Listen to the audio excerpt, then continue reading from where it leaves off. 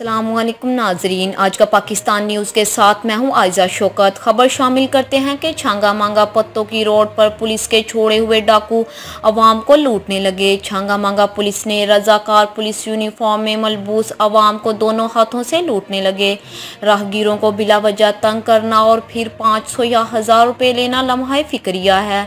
रजाकार आजिम alias Mustafa, जो कि हर आने जाने वाले मोटरसाइकिल सवार से रिश्वत लेते हैं, अगर कोई रिश्वत ना दे तो थाना में बंद करके धमकियां देते हैं। अवाम ने डीएसपी चूनिया से फौरी नोटिस लेने का मुतालबा किया।